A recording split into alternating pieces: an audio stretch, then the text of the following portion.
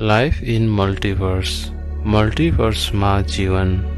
अध्याय 6। अलग अलग ब्रह्माण्डमा अलग अलग शरीर। ब्रह्माण्डहरूमा अलग अलग किसिमका जीवहरू छन्। हाम्रो शास्त्रमा पनि 84 लाख योनिको कुरा गरिएको छ। जीव अनुसार शरीर पनि अलग अलग किसिमका छन्। प्रश्न आउन सक्छ कि सबैभन्दा उत्तम शरीर कुन होला अनि कुन ब्रह्माण्डमा होला।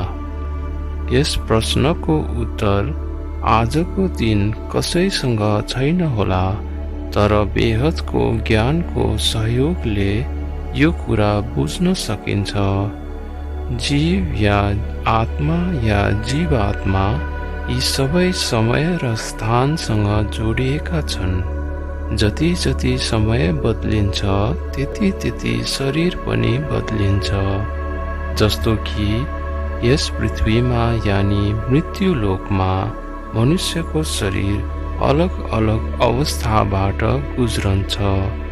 बाल्यकाल, युवावस्था, बुढेसकाल र मृत्यु, यी अवस्थाहरूबाट आत्माको शरीर गुज्रन्छ अनि फेरि आत्माको आफ्नो कर्म अनुसार पुनर्जन्म हुन्छ, वा परलोकको यात्रामा जान्छ, वा तल्लो लोकमा पनि जान सक्छ। यी सबै यस ब्रह्माण्डसँग जोडिएका नियम भए, जुन एउटा सामान्य कुरा भयो। तर जब आत्मा यस ब्रह्माण्डभन्दा माथिको उच्च आयामहरूको यात्रा सुरु गर्दछ, तब त्यस स्थानको यथार्थलाई सही शब्दमा वर्णन गर्न गाह्रो मात्र होइन, असम्भव जस्तै हुन्छ। किनभने धरती लोकको मनुष्य यो जान्न वा बुझ्नमा समर्थ छैन। अहिले मनुष्य आत्माको शक्ति त्यति विकास भइसकेको छैन। आजसम्म विज्ञानले यी तथ्यहरू एक अंश मात्र बुझ्न सकेको छ। केवल आध्यात्मिक रूपमा विकसित आत्माले मात्र बुझ्न सक्छन्। अब आउने समयमा जब विज्ञानको विकास हुनेछ, तब सायद सर्वसाधारण यस कुरामा विश्वास गर्न सक्नेछन्। त्यसो त अनन्त ब्रह्माण्डहरू छन्, अनगिनत आकाशगङ्गा छन्, अनन्त युनिभर्स छन् अनि अनन्त मल्टिभर्सहरू छन्। आज मनुष्यसँग जति ज्ञान छ, त्यो त एक बुन्दको पनि बुन्दको समान हो। बेहदको दुनियाँको कुनै अन्त छैन, त्यो त बेहद छ। त्यो त मानव बुद्धिदेखि पर छ, किनकि मनुष्यको मन, बुद्धि, संस्कार सबै मायाबाट बनेको छ र बेहदको दुनियाँ परम प्रकाश र परम तत्त्वले बनेको छ। त्यसैले बेहदको दुनियाँ मायाबाट पर छ। त्यसैले मनुष्य जबसम्म मायाजित बन्न सक्दैन, तबसम्म यो सबै कुरा बुझ्न सम्भव छैन। बेहद ज्ञानमा बाबुजी भन्नुहुन्छ कि आत्मामा आत्मशक्ति परिवर्तन हुँदा सूक्ष्म वा भौतिक शरीर पनि परिवर्तन हुन्छ र आत्माको यात्राको गति पनि परिवर्तन हुन्छ। तसर्थ हामीले बुझ्न आवश्यक छ कि प्रकाशको गति के हो र आत्माको परम गति के हो। आत्माको आन्तरिक शक्ति वा आत्माको गति हो, जुन आत्माले परमात्माबाट ध्यान या योग मार्फत प्राप्त गर्दछ। जब आत्माले आफ्ना सबै कर्म बन्धन समाप्त गरिसकेको हुन्छ र अन्तिम क्षणमा आफ्नो रचेताको यादमा रहन्छ, तब आत्माले परम गति प्राप्त गर्दछ र आफ्नो मूल निवासमा जान सक्छ। आत्माले आफ्नो अन्तिम सङ्कल्पद्वारा परम गति प्राप्त गर्न सक्दछ र बेहदको परम धाममा जान सक्छ। यद्यपि यहाँ यो ध्यान दिनु धेरै महत्त्वपूर्ण छ कि यस्तो दिव्य शक्ति वा परम गति प्राप्ति गर्नको लागि हामीले आफ्नो जीवनभर पुरुषार्थ तथा अभ्यास गर्नु आवश्यक छ। बाबुजीको जर्नी अफ सोल भिडियोमा बाबुजीले विभिन्न आयाम र विभिन्न शरीरहरूको यो अवधारणालाई गहिराईमा व्याख्या गर्नुभएको छ। आत्माको ऊर्ध्व गति वा अधोगतिको दौरान उसको शरीर पनि बदलिन्छ। आत्मा जति जति मायाको दुनियाँबाट पर जान्छ उति नै आत्माको प्रकाश बढ्दै जान्छ। जब आत्मा अलग अलग कलाको दुनियाँमा पुग्दछ तब त्यही कलाको दुनियाँ अनुसार उसको शरीर पनि बदलिन्छ अनि जति जति उच्च आयामहरूमा पुग्दछ ज्ञानको मात्रा पनि बढ्दै जान्छ। मनुष्य आत्माले ब्रह्माण्डको शरीरको रहस्यलाई गहिराईमा बुझेमा उसको अगाडिको यात्रा सरल हुनेछ। आत्मा के हो? आत्मा कस्तो हुन्छ? आत्मा कहाँ रहन्छ? आत्माको अस्तित्व सबै धर्म मान्दछन्। कसैले आत्मा भन्दछन्, कसैले रूह भन्दछन्, कसैले सोल भन्दछन्। आत्मा एक जागृत शक्ति हो भन्ने कुरा विज्ञानले पनि मान्दछ। म एक आत्मा हुँ। शरीर त आत्माको कर्म गर्ने साधन हो। बेहदको आत्मा परम प्रकाशले बनेका छन्। आत्माको प्रकाश चारैतिर फैलन्छ जसलाई माइट भनिन्छ। माइट अर्थात् शक्ति, अर्थात् यसलाई प्रकृति वा आत्माको ऊर्जा भन्न सकिन्छ। माइटले त्यस परम प्रकाशको वरिपरि सुरक्षात्मक आवरण बनाउँछ र आत्मालाई कुनै पनि खतराबाट बचाउँछ र नकारात्मकतालाई आत्माभित्र छिर्न दिँदैन। आत्मा मस्तिष्कको बीचमा यानि भ्रिकुटीमा जहाँ हामी तिलक लगाउँछौँ त्यहाँ रहन्छ। आत्माको मूल स्वरूप पवित्र, पावन र परम शान्तिको हुन्छ। आत्मा एउटा चम्किलो सितारा जस्तो हुन्छ। जस्तो अँध्यारो रातमा चम्किलो सितारा चम्कन्छ, हाम्रो आत्मा पनि त्यस्तै चम्कन्छ। शास्त्रमा भनिएको छ कि हाम्रो आत्मा एउटा केशको मोटाइको खरबौं भाग भन्दा पनि सानो हुन्छ। आत्मालाई स्थूल आँखाले देख्न सकिन्न। केवल आत्मा स्वरूपमा रहनाले आत्मालाई जान्न सकिन्छ र अनुभव गर्न सकिन्छ। आत्मामा नै मन, बुद्धि र संस्कार हुन्छ। आत्मा निर्लेप हुन्छ। अहिले ब्रह्माको पहिलो परार्थ सिद्धिसकेको छ र ब्रह्माको दोस्रो परार्थ चलिरहेको छ। यानी आत्मा लगभग 198 करोड वर्षदेखि जन्म मृत्युको चक्रमा आइरहेको छ। यसैले मनुष्य आत्मामा कैयौं जन्मको कर्मको आवरण परेको छ। मृत्युपछि आत्मासँग सूक्ष्म र कारण शरीर बाँकी हुन्छ। मनुष्य आत्मामा स्थूल शरीर, सूक्ष्म शरीर र कारण शरीर हुन्छ। तर मानिसहरू खाली यी स्थूल आँखाले देखिने शरीरलाई मात्रै सत्य मान्दछ र त्यही स्थूल शरीरको ध्यान राख्नमै आफ्नो ज्यादा जसो समय बिताउँदछ। मनुष्य आत्माको शरीरको बारेमा थप जानकारी तल दिइएको छ। स्थूल शरीर पञ्च महाभूतले बनेको शरीरलाई हामी स्थूल शरीर भन्छौँ। हाम्रो शरीर 5 तत्त्वले बनेको छ। आकाश, वायु, अग्नि, जल र पृथ्वी।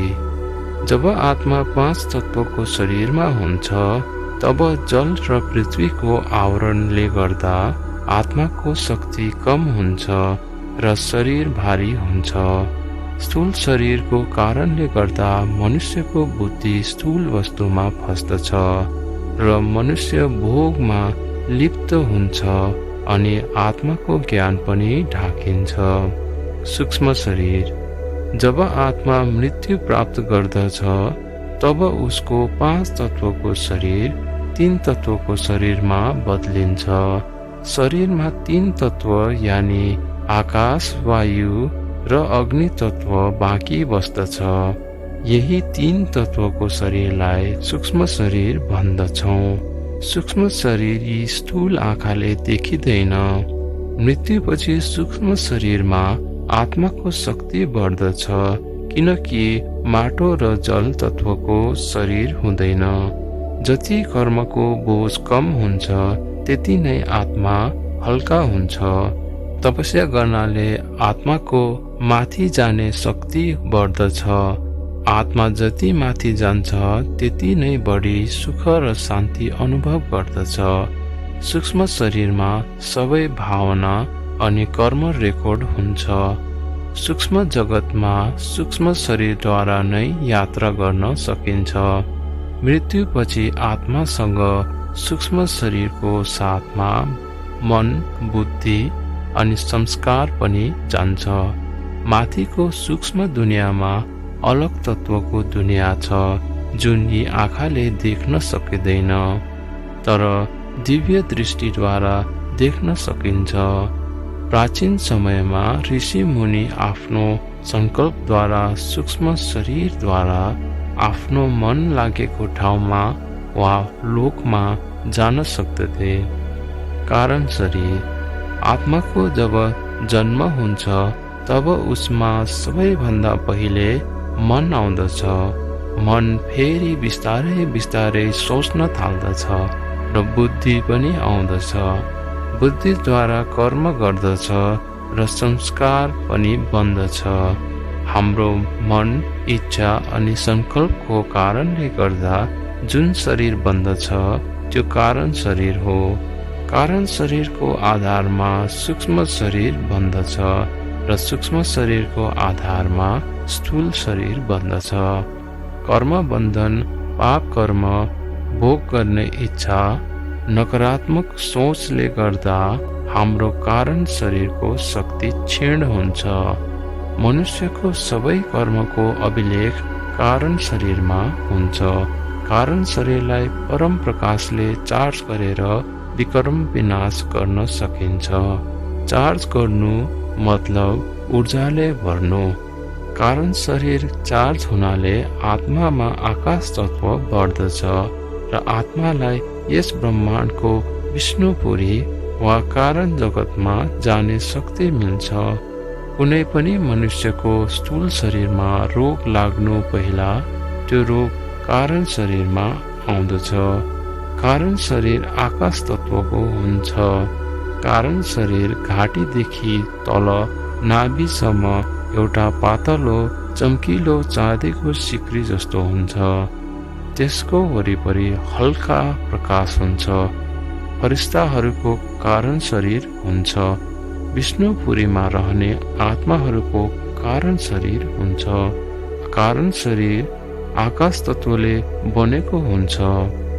आकाश तत्व अग्नि तत्व भन्दा पनि सूक्ष्म हुन्छ।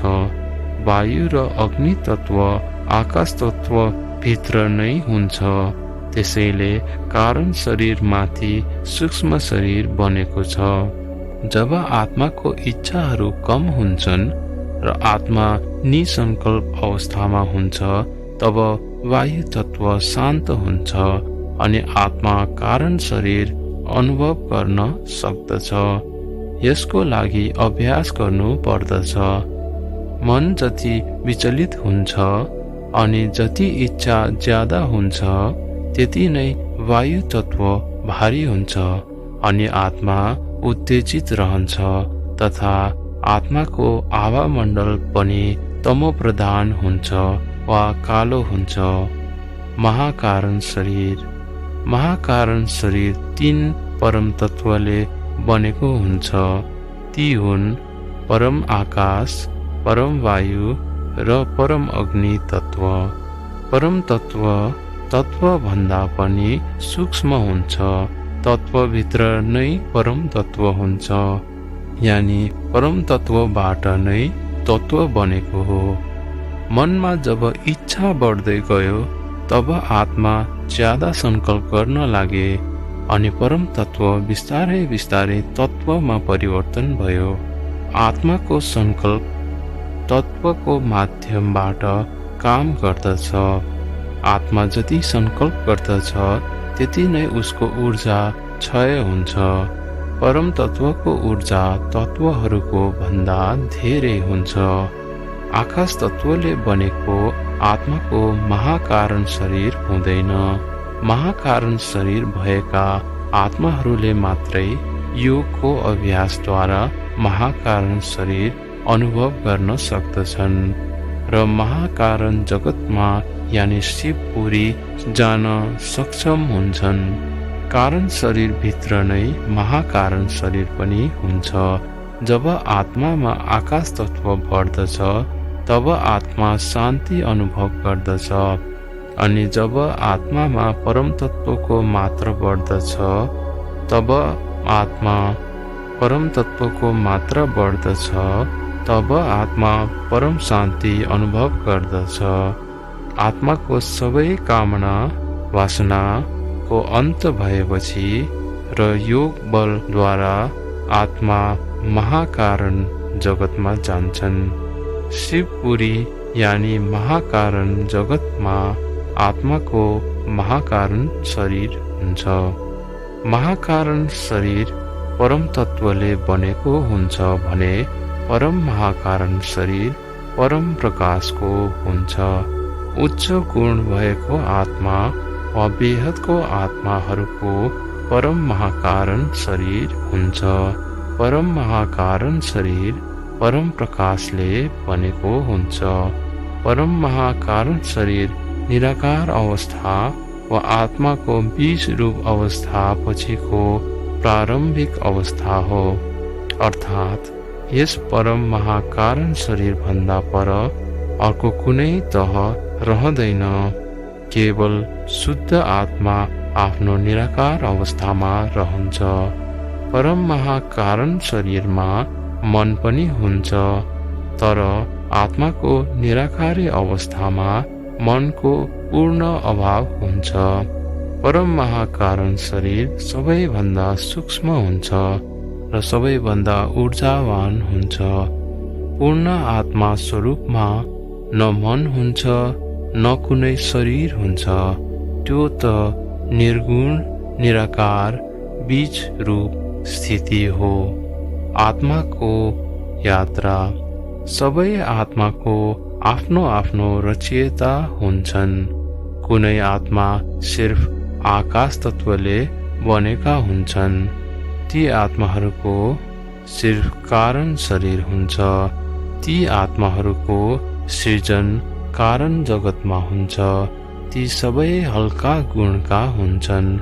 ती आत्माहरू आफ्नो संकल्प शक्तिद्वारा कुनै कुनै लोकहरूमा मात्रै यात्रा गर्न सक्छन्।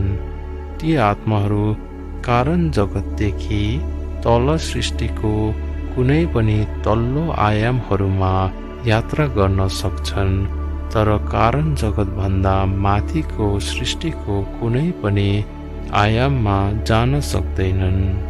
यदि आत्माहरूले पाप कर्म गरेका छन् भने उनीहरू 84 लाख योनिमा भट्किन्छन्। तत्वको बनावटको आधारमा आत्माहरू धेरै प्रकारका छन्। कोही परम तत्वले बनेका छन्, कोही महातत्वले बनेका छन्, कोही परम प्रकाशले बनेका छन्। उच्च आयामहरूमा आत्माहरू धेरै उच्च गुणस्तरको परम प्रकाशबाट बनेका हुन्छन्। परम प्रकाशबाट बनेका आत्माहरूलाई परमात्मा भनिन्छ। परम प्रकाशले बनेका आत्माहरू पनि परम प्रकाशमा भएको शक्ति अनुसार अनेक कलाका छन्। जस्तो कि 1 कला, 2 कला गरेर 100 कला, त्यो भन्दा माथिको कलाहरू जस्तो 2101 कला अनि त्यो भन्दा पनि माथि बेहदको कला। बेहदको कला भएको आत्मालाई हामी बेहदको आत्मा भन्छौँ। आत्मामा जति धेरै कला हुन्छ, आत्मामा उति नै उच्च गुण हुन्छ। आत्माहरू सङ्कल्प शक्तिद्वारा विभिन्न आयामहरूमा यात्रा गर्दछन्।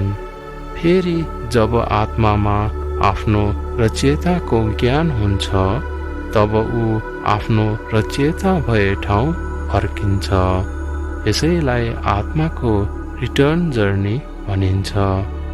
आत्मा आफ्नो यात्राको समय जति जति विभिन्न आयामहरूबाट गुज्रन्छ, त्यति त्यति नै वायुमण्डलको हिसाब अनुसार शरीर धारण गर्दछ। यसैलाई भनिन्छ यथा ब्रह्माण्डे तथा पिण्डे। आत्मा मुख्यतया 3 प्रकारको शरीर धारण गर्दछ। ती हुन् निराकारी, आकारी र साकारी। आत्मा आफ्नो यात्रामा जस्तो जस्तो शरीर धारण गर्दछ, त्यस्तै त्यस्तै गुण ऊ भित्र आउँदछ। त्यही हिसाबले आत्माको 3 अवस्था हुन्छन्, जस्तो कि सतो, रजो अनि तमो प्रधान। सतो प्रधान आत्मा। जब आत्मा परम तत्वको शरीर धारण गर्दछ, तब ऊ सत्व गुण धारी हुन्छ। तब आत्माको सङ्कल्प शक्तिशाली हुन्छ। यानि जुन पनि सङ्कल्प उसले गर्दछ भने त्यो सिद्ध हुन्छ। यसै स्थितिलाई परम पुरुष भन्न सकिन्छ। यस बेला आत्मामा सबै दैवीय गुण हुन्छ। सत्व प्रधान स्थितिमा आत्माको आभा शुद्ध सेतो रहन्छ। रजो प्रधान आत्मा। जब आत्मा सङ्कल्पद्वारा सिर्जना गर्दछ, तब आत्माको शक्ति क्षीण हुन्छ अनि आत्माको आभा पनि परिवर्तन हुन्छ। आत्मा 3 तत्वको शरीर धारण गर्दछ र उसको सङ्कल्प शक्ति कम हुन्छ। तमो प्रधान आत्मा। जब आत्मा स्थूल शरीर धारण गर्दछ, तब ऊ अज्ञानी बन्दछ र उसको सङ्कल्पमा कुनै शक्ति रहँदैन। तब आत्मा 5 तत्वमा फस्दछ र भोगी बन्दछ। आत्माको स्थिति अनुसार वायुमण्डल बन्दछ। जब आत्मा सत्व प्रधान हुन्छ, तब वायुमण्डल पनि सत्व गुणले भरिएको हुन्छ। जब आत्मा तमो प्रधान हुन्छ, तब वायुमण्डल पनि तमो प्रधान हुन्छ अनि प्राकृतिक प्रकोपहरू घट्न थाल्दछन्, जुन आजको दिनमा देखिरहेका छन्। यस समय तत्वमा कुनै शक्ति छैन अनि प्रकृति दुःखदायी भएको छ र आत्मा दुःख र कष्टको अनुभव गरिरहेका छन्। आत्माको टेबल। आत्माको निराकारी रूपमा गुणातीत र निर्गुण अवस्थामा पाइन्छ, जसमा त्यस आत्माको शरीर परम प्रकाशको यानि बीज रूप अवस्थामा हुन्छ। बीज रूप अवस्थामा त्यस आत्मा परम धाम यानि सबसे सर्वोच्च निवासमा बास गर्दछ। आकारी अवस्थामा आत्मा सत्व या रजोगुण प्रधान हुन्छ। त्यसमा आत्माको शरीर सत्व गुणमा परम तत्वको शरीर धारण गरी शिवपुरीमा रहन सक्छ या रजो प्रधान शरीर धारण गरी परम तत्व र 3 तत्वले बनेको शरीर धारण गरी ब्रह्मापुरी एवं विष्णुपुरी दुवै ठाउँमा रहन सक्छन्। साकारी आत्मा तमो प्रधान गुण धारण गरी तमो प्रधान शरीर यानि स्थूल शरीर धारण गरेर पृथ्वी यानि मृत्यु लोकमा रहन सक्छन्। विष्णुपुरीबाट पृथ्वीसम्म तल तल आउँदा रजोगुण कम हुँदै जान्छ र तमो गुण बढ्दै जान्छ। तमो गुण सबैभन्दा धेरै पृथ्वी यानि यो स्थूल दुनियाँमा छ।